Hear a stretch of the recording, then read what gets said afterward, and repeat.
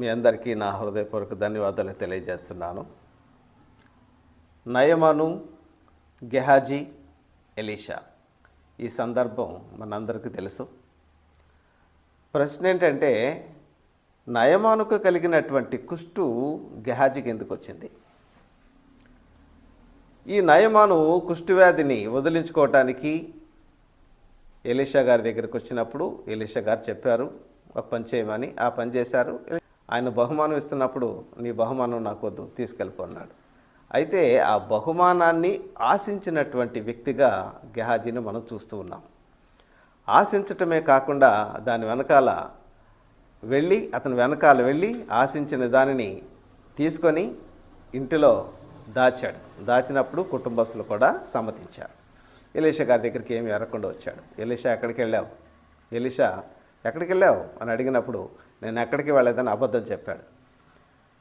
దురాశ గర్భం ధరించి పాపమును కనగా పాపము పరిపక్వమై మరణమును కనును. ఎలీషా గెహాజీని తన ఎదురుకుండా వచ్చినప్పుడు, ఎక్కడి నుంచి వచ్చావు గెహాజీ అని అడిగినప్పుడు, నేను ఎక్కడికి వెళ్ళలేదని అబద్ధం చెప్పాడు. మనవాడు ఆశపడటం కాదు, ఆశ వేరు దురాశ వేరు. దేవుడు ఆశపడొద్దని చెప్పడండి ఎప్పుడు కూడా. నీ ఆశను నెరవేర్చేటువంటి వాడు, నీ ఆశను తీర్చేటువంటి వాడు. నా యందు మీరును మీ యందు నా మాటలు నిలిచి ఉండిన ఎడల మీకు ఏది ఇష్టమో అడుగు నేను ఇస్తాను అని అంత ప్రామిస్ చేసి వాగ్దానం చేసినటువంటి దేవుని నమ్మకుండా ఇహలోక సంబంధమైనటువంటి ఆ ధనానికి ఆశించి పరుగులెత్తాడు, తెచ్చుకున్నాడు, ఇంట్లో పెట్టాడు. వాళ్ళు సమ్మతించారు, ఏమి ఎరగినట్టు వచ్చాడు. గెహాజీ ఎక్కడి నుంచి వచ్చావు? నేను ఎక్కడికి వెళ్ళలేదు. అదిగో ఇది తోటలు, బంగారము, వెండి సంపాదించుకోవడానికి సమయం అయ్యేది. కాబట్టి నయమానుకు కలిగినటువంటి కుష్టు నీకు సమ్మతించినందుకు నీ భార్య బిడ్డలకు తరతరాలు కలుగుతుందని చెప్పాడు.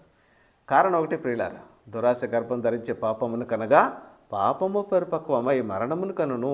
కాబట్టి ఆకాశ పక్షులు విత్తవు కొయ్యవు, దేవుడు పోషిస్తున్నాడు.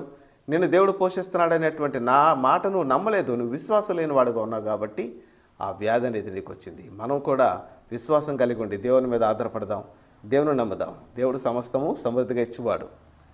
మనం దేనికి